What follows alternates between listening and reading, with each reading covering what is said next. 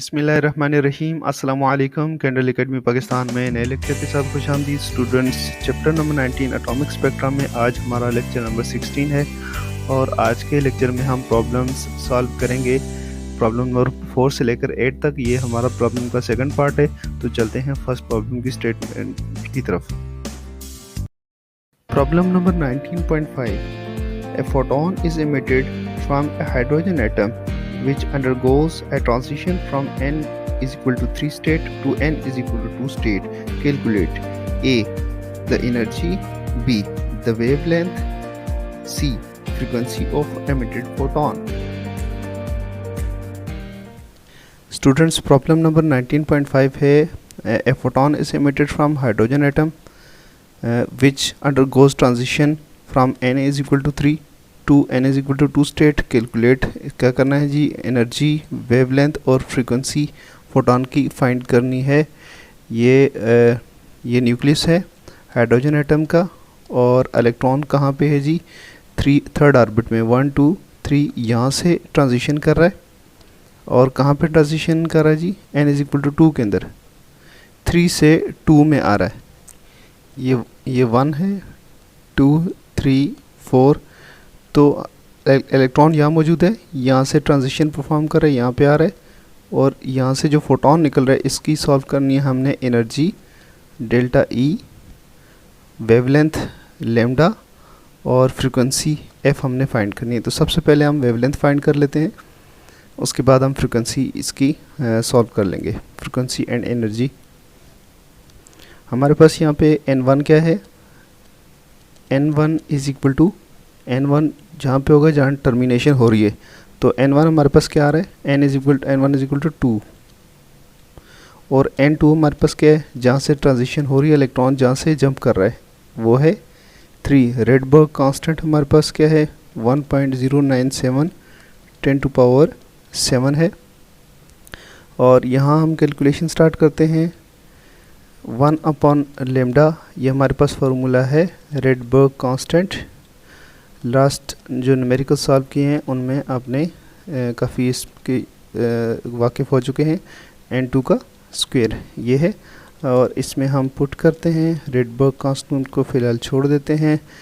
ये आता है फर्स्ट सेकंड ऑर्बिट के अंदर, तो 1/4 हो जाएगा 2 का स्क्वायर, और आता कहाँ से, थर्ड ऑर्बिट से, तो ये हो जाएगा 1/9 3 का स्क्वायर।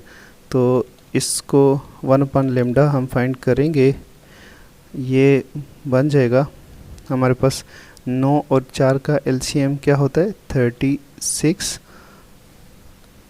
और यहाँ पे हम 4 जो है 9 टाइम जा रहा है, 9 - 9 4 टाइम जा रहा है तो 4 हो जाएगा। 1/λ आपके पास क्या हो जाएगा, रेडबर्ग कांस्टेंट 9 में से 4 गए 5 रह गए, 5 और 36। अब हम इसको इन्वर्ट करते हैं, लेमडा हो जाएगा हमारे पास इन्वर्ट होकर और 36 ऊपर हो जाएगा, 36 डिवाइडेड बाई 5RH।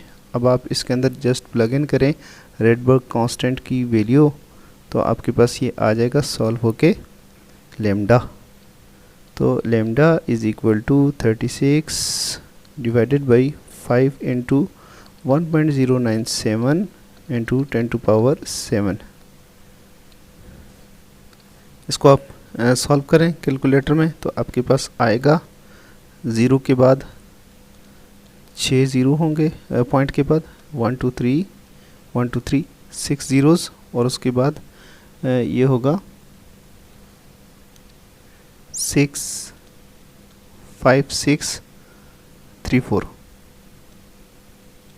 तो 9 ज़ीरो यहाँ पे पूरे होते हैं, पॉइंट के बाद 9 यहाँ पूरे होते हैं, तो हम इसको यहाँ पे लिख लेते हैं lambda is equal to 656, point हम यहाँ पे लगा देंगे, 0.3 हो गया, 10⁻⁻9 मीटर्स में आ गया, और लेमडा इज़ इक्वल टू 656 है। ये इधर भी 6 है, इसको हम मिटा देते हैं, तो ये हो जाएगा, इसको ख़त्म 6 5 6.3 नैनोमीटर्स। तो एक आंसर हमारा भी यहाँ पे आ गया। नेक्स्ट क्या चीज़ पूछी हुई है, नेक्स्ट हम फाइंड करेंगे एनर्जी। फोटोन जो रिलीज़ हुआ है उसकी एनर्जी क्या है। तो सॉल्व करते हैं इसको ये प्लांक्स क्वांटम थ्योरी की मदद से। क्या है जी, delta E is equal to H, nu होता है एच एफ भी लिख सकते हैं, ये फ्रीक्वेंसी है, और इसको हम लेमडा की फॉर्म में लिखेंगे एच सी अपॉन लेमडा, ये हो जाएगा एच सी अपॉन लेमडा। अब हम लेमडा सॉल्व कर लिया है, सी हमारे पास क्या है, सी इज़ इक्वल टू 3 इंटू 10⁸ है, और लेम जो प्लांक्स कांस्टेंट है, प्लांक्स कांस्टेंट की वैल्यू है 6.626 इंटू 10⁻⁻34 जूल सेकंड्स, ये आता है, ये मीटर्स में। और ये हम इसमें वैल्यूज़ प्लग इन करेंगे, लेमडा भी आ गया हमारे पास, तो डेल्टा ई हमारे पास आ जाएगी इस तरह से। ये हम प्लग इन करते हैं 6.626 10⁻⁻34 मल्टीप्लाइड बाई 3 इंटू 10⁸ और डिवाइडेड बाई लेमडा क्या है जी, लेमडा हम जब लिखेंगे तो ये वाली वैल्यू लिखेंगे ताकि हम इसको कैलकुलेट कर सकें। 656 इंटू 0.3 भी लगा लेते हैं इंटू 10⁻⁻9। इसको अगर हम ऐसे ही सॉल्व करते हैं तो ये हमारे पास जो आंसर आएगा जूल्स में, अच्छा ये जूल्स या जूल्स कुछ भी कह सकते हैं, किसी बच्चे ने एतराज़ भी किया था, बट ये हमारी ज़ुबान में तो जूल चढ़ा हुआ है, तो इसलिए हम जूल्स ही बोलते हैं, बाकी इसकी प्रोनाउंसिएशन सही जूल्स है वैसे। तो कई टीचर मैंने देखे जूल्स बोलते हुए, लेकिन आपको मसला नहीं है। अच्छा, इसकी जो वैल्यू होगी, अगर आप इसको एज इट इज़ सॉल्व करेंगे तो ये जूल्स में आएगी, और ये होगी कैलकुलेटर के ऊपर सॉल्व करने से। तो ये बनेगा 30.3 इंटू 10⁻⁻20 जूल्स में आंसर आएगा। तो डेल्टा ई को हम इसको 19 कर लेते हैं, 19 करेंगे तो एक पॉइंट हमें यहाँ पे लाना पड़ेगा, एक पॉइंट हम इस तरफ चलाएंगे तो ये +1 हो जाएगा, तो -19 पूरा हो जाएगा। तो 3.03 10⁻⁻19 जूल्स ये आंसर आ गया। अगर आप जूल्स में आंसर लिखें या जूल्स में मांगा है तो ये आंसर होगा इसका। और इलेक्ट्रॉन वोल्ट में कन्वर्ट करना चाहते हैं तो उसको डिवाइड कर दें। इलेक्ट्रॉन वोल्ट में कन्वर्ट करने के लिए आप करेंगे delta E is equal to 3.03 10⁻⁻19 divided by 1.602 into 10⁻⁻19।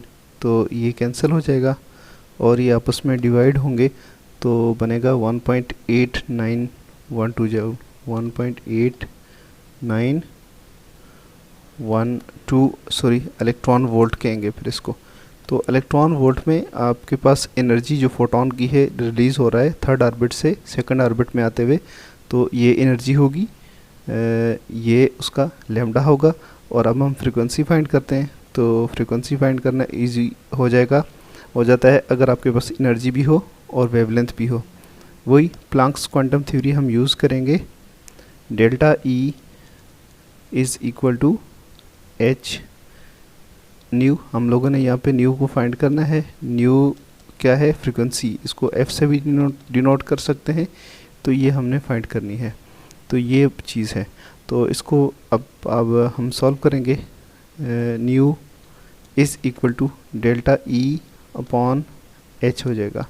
तो डेल्टा ई आपके पास जो आई है उसको जूल्स में ही रखना है और इसके नीचे डिवाइड कर देना प्लांक्स कांस्टेंट के ऊपर। तो डेल्टा ई जूल्स में जो हमारे पास आई थी, कितनी आई थी, 3.03 इंटू 10⁻⁻19 और जे, और इसको डिवाइड हम करेंगे प्लैंक्स कांस्टेंट पे 1.602 सॉरी 6.626 10⁻⁻34। ठीक है जी, अगर आप इसको सॉल्व करेंगे इस तरह से तो इसका आंसर आपके पास आएगा 4.57 10⁻14 हर्ट्ज़। इसको हम बॉक्स में बंद कर देते हैं। ये हर्ट्ज़ में है, गीगाहर्ट्ज़ में लिखना चाहें तो यहाँ 10⁹ जो है वो अलग कर देंगे, तो ये जो रीडिंग है गीगाहर्ट्ज़ में आ जाएगी। बाकी जो ज़ीरो होंगे वो इसके आगे लगा देंगे या इस पॉइंट को आगे चला दें, तो आपके पास जो आंसर आएगा वो गीगाहर्ट्ज़ में आ जाएगा। अभी फ़िलहाल ये क्वेश्चन हमारे पास यहाँ तक ही था, सॉल्व हो गया। चलते हैं नेक्स्ट क्वेश्चन की तरफ। Problem number 19.6, find the longest wavelength of light capable of ionizing hydrogen atom. How much energy is needed to a hydrogen atom? Question number 19.6 है, find the longest wavelength of light capable of ionizing hydrogen atom. How much energy is needed to hydrogen atom? यानी अगर यहाँ इसका मतलब ये है कि electron अगर फ़र्ज़ करें कि n = 1 के अंदर इलेक्ट्रॉन है, तो इसके ऊपर हम कितनी एनर्जी की लाइट इसके ऊपर स्ट्राइक करें, फोटॉन स्ट्राइक करें कि ये इलेक्ट्रॉन जो है अपना फर्स्ट ऑर्बिट छोड़कर इन्फिनिटी के ऊपर आ जाए, तो ये आयोनाइज हो जाएगा। तो इस वक्त जो हमें एनर्जी चाहिए तो ये सॉल्व करनी है हमने, डेल्टा ई हमें कितना चाहिए। हमें जो डाटा चाहिए वो कुछ इस तरह से है, n1 आपके पास 1 है और n2 जो है वो इन्फिनिटी है। रेडबर्ग कांस्टेंट आपके पास यहाँ यूज़ होगा 1.097 10⁻7। कांस्टेंट्स हमें ज़रूरत पड़ेंगे सी की वैल्यू 3 × 10⁸ मीटर्स, और यहाँ पे दूसरी जो वैल्यू है वो है प्लैंक्स कांस्टेंट की, h = 6.26 10⁻⁻34। फाइंड हमने क्या करना है, लैम्डा फाइंड करना है और एनर्जी फाइंड करनी है इस फोटॉन की जो इसको स्ट्राइक करे और बाहर निकाल दे। लैम्डा का सॉल्यूशन हम इस तरह से करेंगे, RH 1/n 1 का स्क्वायर माइनस 1/n 2 का स्क्वायर 1/λ = RH। ट्रांजिशन कहाँ से हो रही है, 1 और यहाँ से इन्फिनिटी। ठीक है जी, क्योंकि n1 आपके पास 1 है और n2 इन्फिनिटी। आयोनाइजेशन के लिए याद रखिएगा कि फ्री इलेक्ट्रॉन बनाना होता है, यानी आप सेकंड ऑर्बिट में से इलेक्ट्रॉन जंप करके थर्ड, फोर्थ, फाइव्थ किस ऑर्बिट में लेके जाएंगे, ऑर्बिट वो इन्फिनिटी के ऊपर होगा और उसकी एनर्जी वैसे ज़ीरो होगी, बट यहाँ पे हमने इन्फिनिटी पुट करना है, तो ये आपके पास आ जाएगा RH × 1 और लेमडा क्या होगा, RH के बराबर हो जाएगा 1.097 10⁻, ये 1/λ है 10⁻7। तो लेमडा फाइंड करने के लिए रिवर्स करेंगे 1/1.097 10⁻7। इसको सॉल्व करेंगे तो ये बनेगा 0.911244 इंटू 10⁻⁻7 मीटर्स। अगर आप इसको 1 पॉइंट तक लेकर आएँ तो यही आप इसको लिख सकते हैं 9.11 10⁻⁻8 मीटर्स। ये है एक आंसर। सेकंड हमने एनर्जी फाइंड करनी है, ई इसी फोटॉन की एनर्जी जिस फोटॉन को हम स्ट्राइक करना चाह रहे हैं आयोनाइजेशन के लिए। तो ई हम किससे फाइंड करेंगे, E delta E is equal to H nu और delta E is equal to H C upon lambda. तो ई की डेल्टा ई की वैल्यू यहाँ पे आ जाएगी। एच हम पुट करेंगे 6.626 10⁻⁻34 और वेलोसिटी ऑफ लाइट है 3 10⁸ और डिवाइड किससे होगा, लेमडा के साथ। तो लेमडा की वैल्यू हमारे पास क्या आई थी, लेमडा की वैल्यू 9.11 10⁻⁻8 9.11 10⁻⁻8 मीटर्स। इसको अगर आप सॉल्व करेंगे तो आपके पास वैल्यू जो आएगी वो जाउल्स में होगी और वो होगी 2.1819 इंटू 10⁻⁻18 जाउल्स। और एनर्जी को कन्वर्ट करना चाहें इलेक्ट्रॉन वोल्ट में तो इलेक्ट्रॉन के चार्ज से डिवाइड कर दें। Delta E is equal to 2.1819 10⁻⁻18 divided by 1.602 10⁻⁻19 coulombs. इसको अगर आप सॉल्व करेंगे तो 13.619 इलेक्ट्रॉन जो है इलेक्ट्रॉन वोल्ट एनर्जी चाहिए एक फोटॉन की मदद से, अगर हम इनर मोस्ट इलेक्ट्रॉन को यहाँ से निकालना चाह रहे हैं कि वो इतनी एनर्जी गेन करे कि बाहर आ जाए, इन्फिनिटी के ऊपर आ जाए। तो उस वक्त उसकी एनर्जी कितनी होनी चाहिए, 13.619 इलेक्ट्रॉन वोल्ट एनर्जी होनी चाहिए। Next question, problem 19.7 calculate the radius of the inner most orbital level of hydrogen atom. Problem students next problem है 19.7 calculate the radius of the inner most orbital level of hydrogen atom. जो nucleus के सबसे ज़्यादा करीब orbit होता है जिसको हम n = 1 भी कहते हैं और k शेल भी कहते हैं, यहाँ पे इलेक्ट्रॉन मौजूद हो तो उसका रेडियस कितना होगा, न्यूक्लियस से डिस्टेंस क्या होगा, ये हमने सॉल्व करना है। इसका फार्मूला हमारे पास मौजूद है। तो हम किस तरह फाइंड करते हैं, Rn is equal to n² h² upon 4π² m ke²। तो आपके पास ये सारी चीज़ें मौजूद हैं, आपने जस्ट यहाँ पे 1 पुट करना है, कांस्टेंट्स हैं बाकी सारे, तो कांस्टेंट आपको पता है। यहाँ पे हम लिख देते हैं, यहाँ पे n क्या है 1 है, h क्या है 6.626 10⁻⁻34 जूल सेकेंड्स, पाई की वैल्यू है 3.14, पाई की वैल्यू 3.14 है। मास ऑफ इलेक्ट्रॉन जो है हमें यहाँ पे चाहिए होगा, तो मास ऑफ इलेक्ट्रॉन लिख देते हैं 9.1 इंटू 10⁻⁻31 kg।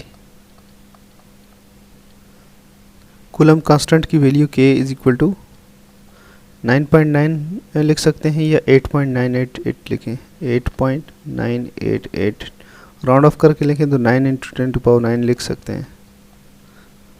तो ये k की वैल्यू आ गई। पीछे रहेगा इलेक्ट्रॉन का चार्ज। तो इलेक्ट्रॉन का चार्ज कितना होता है, इलेक्ट्रॉन प्रोटॉन दोनों का एक जितना चार्ज होता है 1.602 10⁻⁻19 कूलम्स है। स्टूडेंट्स अब ये सारी वैल्यूज़ उठा के इस फार्मूले में प्लग इन कर देनी है, तो आंसर आपके पास आ जाएगा। यहीं पे सॉल्व कर लेते हैं।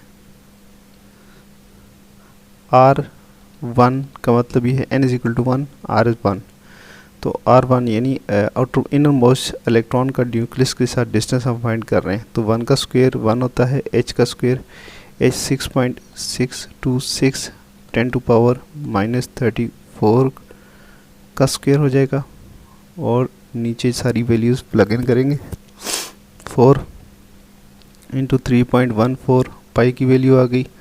मास आपके पास है 9.1 10⁻⁻31 kg और इसी तरह आपके पास k की वैल्यू क्या है, मल्टीप्लाइड बाई 8.988 10 टू पावर 9। और अभी आखिर में इलेक्ट्रॉन का स्क्वायर है, पाई का स्क्वायर है, यहाँ पे पाई का भी स्क्वायर होगा।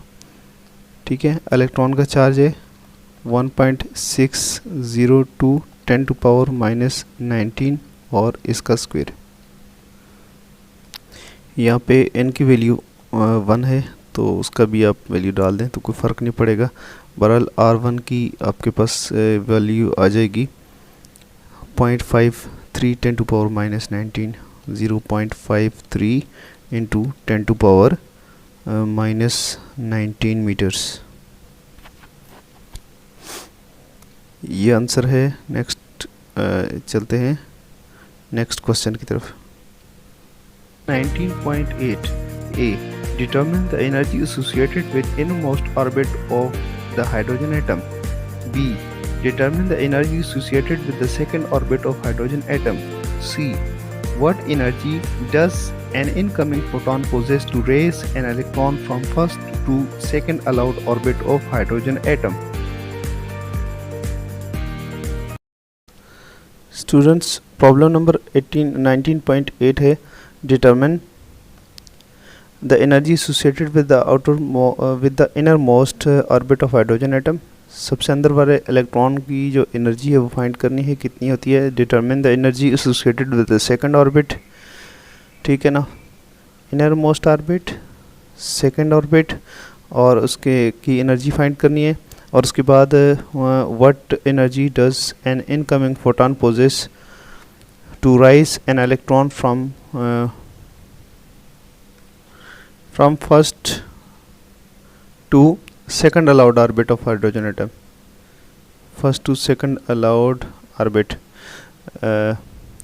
तो ये एनर्जी फाइंड करनी है कि सबसे पहले कि first orbit n is equal to 1, यहाँ पे एनर्जी क्या होगी, यानी E1 फाइंड करनी है। सेकंड ऑर्बिट की एनर्जी E2 ये फाइंड करनी है। फिर अगर एक इलेक्ट्रॉन को हम यहाँ से जंप करा के यहाँ पे लेके जाना चाहते हैं तो इनकमिंग फोटॉन जो इसको इलेक्ट्रॉन को यहाँ से जंप करा के यहाँ पे लाएगा तो उसकी एनर्जी कितनी होनी चाहिए, डेल्टा E, ये भी हमने फाइंड करनी है। एनर्जी का फार्मूला हमने ड्राइव किया था वो लिख लेते हैं, उसके बाद देखते हैं कि हमारे पास डेटा क्या है। En किसी भी ऑर्बिट की एनर्जी आप लिख सकते हैं, En is equal to 2 pi square M के स्क्वेयर इज e की पावर 4, 2 पाई स्क्वेयर एम के स्क्वेयर e की power 4 divided by h square. तो इसके लिए हमें जो डेटा चाहिए वो लिख लेते हैं। हमारे पास n1 है, n2 भी है, दोनों का हम फाइंड करेंगे। और कांस्टेंट, प्लैंक्स कांस्टेंट है 6.626 10 टू पावर -34 जूल सेकेंड्स। और इसके अलावा हमारे पास होगा mass of electron, 9.109 10 to power -31 kg। और कांस्टेंट के हमारे पास कितना है 8.98 10 टू पावर 9। और इसके अलावा इलेक्ट्रॉन का चार्ज है E 1.602 10 टू पावर -19 कूलम्स। ये हमारे पास कांस्टेंट्स हैं। En का फार्मूला हम दोबारा लिख लेते हैं।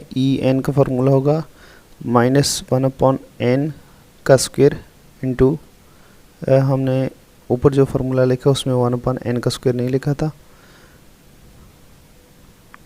2 पाई स्क्वायर m के स्क्वायर e की पावर 4/h स्क्वायर।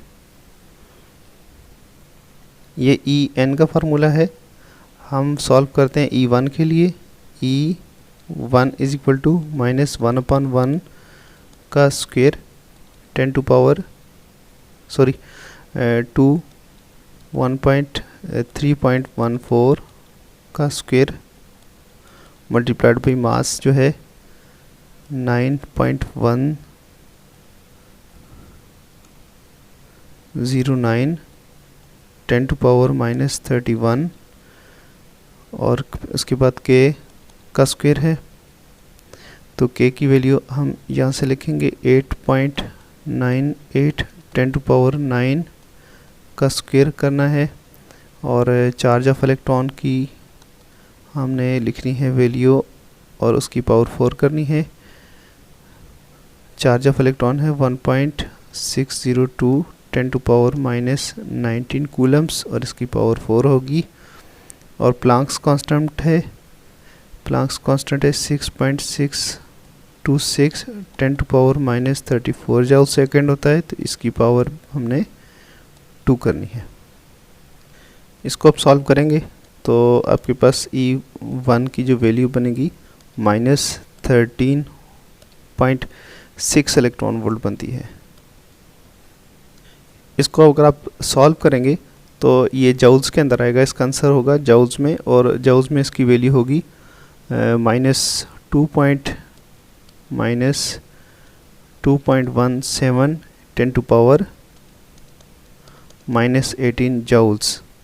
और इसको आप चार्ज ऑफ इलेक्ट्रॉन से डिवाइड करेंगे तो ये आ जाएगी एनर्जी इलेक्ट्रॉन वोल्ट के अंदर। इसको डायरेक्टली सॉल्व करेंगे तो ये आ जाएगा, चार्ज ऑफ इलेक्ट्रॉन पे डिवाइड करेंगे तो आपके पास फिर ये इलेक्ट्रॉन वोल्ट में कन्वर्ट हो जाएगी। फर्स्ट ऑर्बिट के अंदर जो एनर्जी, फर्स्ट ऑर्बिट की जो एनर्जी होती है उसको ई नॉट भी कहते हैं।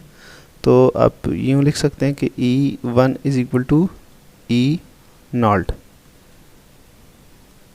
ठीक है जी। तो उसके बाद सेकंड ऑर्बिट की एनर्जी आप जब सॉल्व करेंगे तो आप यूँ लिख सकते हैं E2 is equal to E not upon N का स्क्वायर। ये किसी भी ऑर्बिट के लिए सॉल्व कर सकते हैं। अगर क्वेश्चन जो है इसके नंबर जो है वो देख लें एग्ज़ाम के अंदर, अगर नंबर कम आ रहे हैं तो लंबा फार्मूला इस्तेमाल करने की ज़रूरत नहीं है। तो ई नॉट अपॉन एन स्क्वायर की वैल्यू डालें और उसमें डायरेक्ट 13.6 इलेक्ट्रॉन वोल्ट पुट करें, ये माइनस का साइन भी होगा साथ। तो अब हम E2 की वैल्यू लिखेंगे -13.6 electron volt divided by N की पावर 2 है और ये 4 हो जाएगा। तो आंसर हमारे पास आ जाएगा -3.4 इलेक्ट्रॉन वोल्ट। सेकंड ऑर्बिट के अंदर इलेक्ट्रॉन की एनर्जी जो होगी वो 3.4 इलेक्ट्रॉन वोल्ट होगी। और इसके बाद आगे जो पूछा हुआ है, आगे क्वेश्चन है कि इन दोनों के दरमियान डिफरेंस कितना होगा, फर्स्ट ऑर्बिट और सेकंड ऑर्बिट के दरमियान क्या डिफरेंस होगा। यानी डेल्टा ई हमने फाइंड करना है। Delta E is equal to E2 minus E1। तो E2 माइनस E1, E2 आपके पास क्या है -3.4 इलेक्ट्रॉन वोल्ट है और E1 क्या है E1 है -13.6 इलेक्ट्रॉन वोल्ट है। तो -3.4 electron volt minus minus plus हो जाएगा, प्लस 13.6 इलेक्ट्रॉन वोल्ट। तो दोनों का एनर्जी डिफरेंस जो आता है 10.2 इलेक्ट्रॉन वोल्ट का है। 10.2 इलेक्ट्रॉन वोल्ट एनर्जी डिफरेंस है जिसको हम डेल्टा ई कहते हैं। और ये जो है हमारा इस क्वेश्चन का आंसर है। इसके साथ ही हमारा आज का लेक्चर ख़त्म हुआ। बाकी प्रॉब्लम्स नेक्स्ट लेक्चर में सॉल्व करेंगे। इजाज़त दीजिएगा। अल्लाह हाफिज़।